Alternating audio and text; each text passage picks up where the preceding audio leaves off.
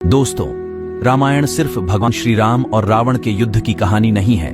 इसमें कई महत्वपूर्ण चरित्रों का वर्णन मिलता है, जिसमें लंकापति रावण का पुत्र मेघनाद और मेघनाद की पत्नी सुलोचना भी शामिल है। मेघनाद का नाम इंद्रजीत था। दोनों नाम उसके पराक्रम और बहादुरी के लिए दिए गए थे। राम और रावण के बीच युद्ध में लक्ष्मण ने मेघनाद का वध किया था। लक्ष्मण ने अपने बाण से मेघनाद का सिर धड़ से अलग कर दिया था, लेकिन सुलोचना के सतीत्व में इतनी ताकत थी कि मेघनाद का कटा हुआ सिर भी जोर जोर से हंसने लगा था। दोस्तों, क्या है सुलोचना और मेघनाद की पूरी कहानी? अगर आप जानना चाहते हैं तो इस वीडियो को हमारे साथ अंत तक जरूर देखिएगा। दोस्तों, आर्षि विश्वशर्मा ने 2 विवाह किया था। पहली पत्नी ईला विदा से आर्षि विश्वशर्मा को पुत्र के रूप में कुबेर की प्राप्ति हुई थी और दूसरी पत्नी कैकसी से रावण, कुंभकर्ण, विभीषण और शूर्पणखा का जन्म हुआ था। इसमें रावण का विवाह मंदोदरी से हुआ था। मंदोदरी अप्सरा हेमा की पुत्री थी और महर्षि कश्यप के पुत्र मायासुर ने उन्हें गोद लिया था। मंदोदरी से रावण को जो पुत्र मिले उनके नाम मेघनाद, महोदर, प्रहस्त, विरूपाक्ष और भीष्मक वीर थे। इनमें मेघनाद रावण और मंदोदरी का सबसे ज्येष्ठ पुत्र था। मेघनाद के बारे में कहा जाता है कि वह महाबलशाली और महाप्रतापी योद्धा था। मेघनाद के जन्म के समय रावण चाहता था कि उसका होने वाला पुत्र तेजस्वी पराक्रमी होने के साथ साथ अमर भी हो। इसलिए मेघनाद के जन्म के समय रावण ने सभी ग्रहों को अपने पुत्र की जन्म कुंडली के 11वें स्थान यानी लाभ स्थान पर रख दिया था।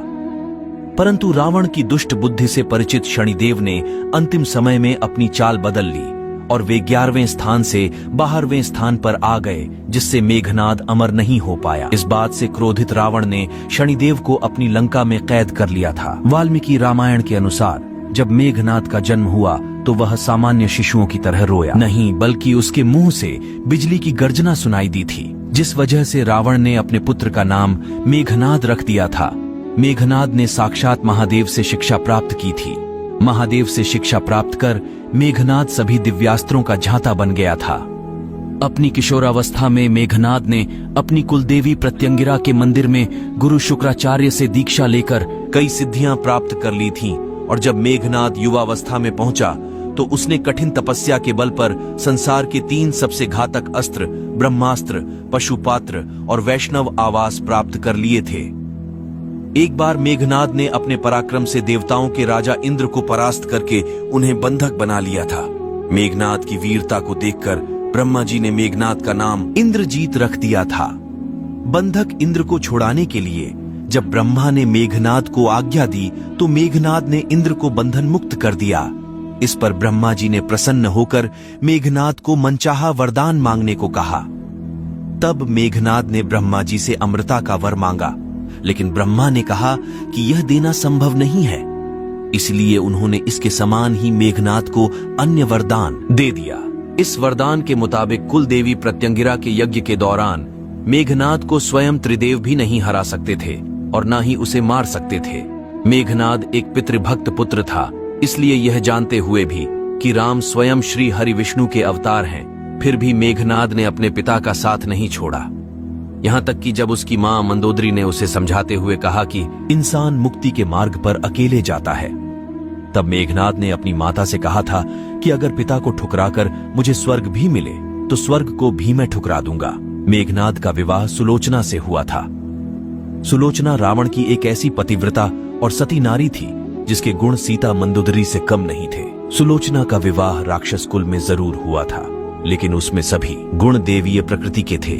जब राम रावण के युद्ध में रावण का भाई कुंभकर्ण मारा गया, तब रावण अपने पुत्र मेघनाद को मैदान में उतारता है। मेघनाद युद्ध उतरते ही सुग्रीव की सेना पर भारी पड़ने लगता है। राम और लक्ष्मण भी मेघनाद की मायावी शक्ति से कमजोर पड़ने लगते हैं, क्योंकि मेघनाद ने भगवान ब्रह्मा के वरदान के मुताबिक अपने कुल देवी का यज्ञ प्रारंभ करने के बाद ही युद्ध शुरू किया था, जिस वजह से जब श्री राम और लक्ष्मण उस पर बाण छोड़ते हैं तो मेघनाद का रथ गायब हो जाता है। दोस्तों, इसी का फायदा उठाकर मेघनाद राम और लक्ष्मण पर नागपाश छोड़ देता है। मेघनाद के नागबाज से राम और लक्ष्मण दोनों मूर्छित हो जाते हैं। तब राम और लक्ष्मण को होश में लाने के लिए हनुमान जी भगवान गरुड़ के पास गए और उन्हें लेकर आए। गरुड़ को देखते ही नागों ने भीत होकर राम और लक्ष्मण को मुक्त कर दिया, जिससे राम और लक्ष्मण होश में आ गए। अगले दिन फिर से जब युद्ध प्रारंभ हुआ, तब मेघनाथ ने शक्ति बाहर से लक्ष्मण जी को मूर्छित कर दिया।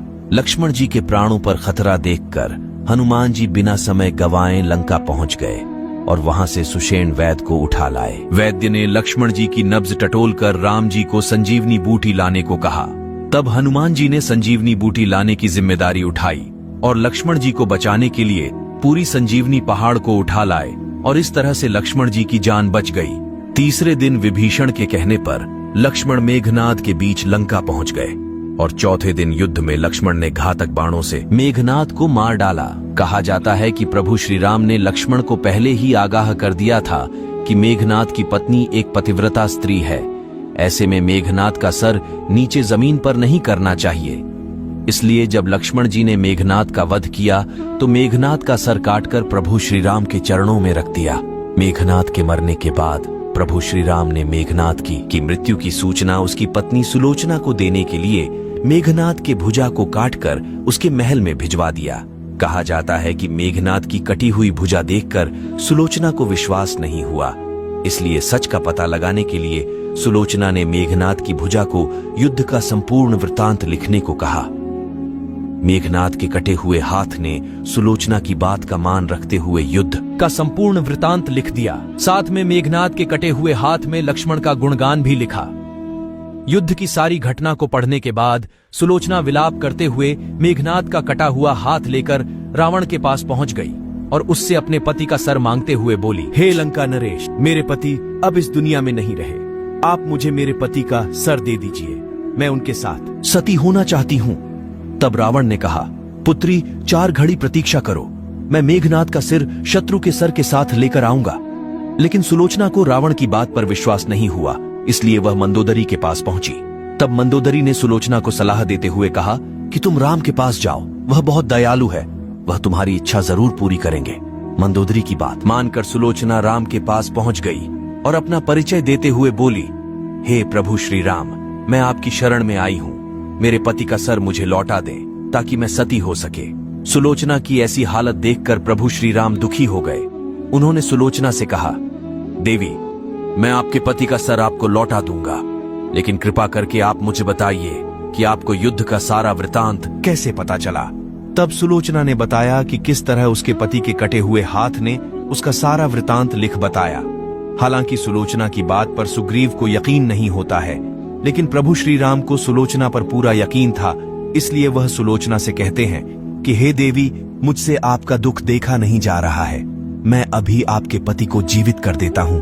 प्रभु श्री राम के मुख अपने पति के जीवित करने की बात सुनकर सुलोचना कहती है कि हे प्रभु, मैं नहीं चाहती कि मेरे पति जीवित होकर इस संसार के कष्टों को भोगें। यह मेरा सौभाग्य है कि मुझे आपके दर्शन कर मेरा जन्म सार्थक हो गया।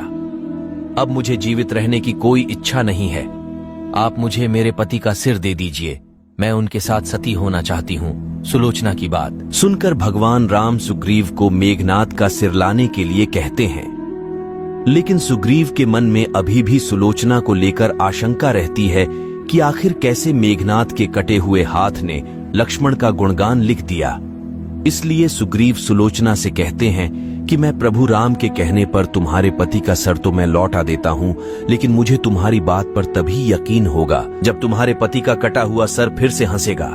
यहाँ सुलोचना के सतीत्व की बहुत बड़ी परीक्षा थी, इसलिए वह अपने पति के कटे हुए सिर से कहती है कि हे स्वामी, कृपा करके हंस दीजिए, यह मेरे सतीत्व की परीक्षा है।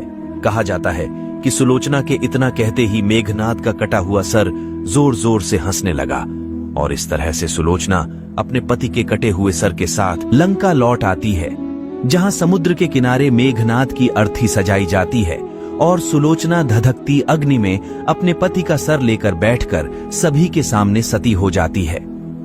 दोस्तों, इस वीडियो में फिलहाल इतना ही। यदि सुलोचना और उससे जुड़ी कहानी आपको पहले से पता थी, कमेंट में जरूर बताइएगा।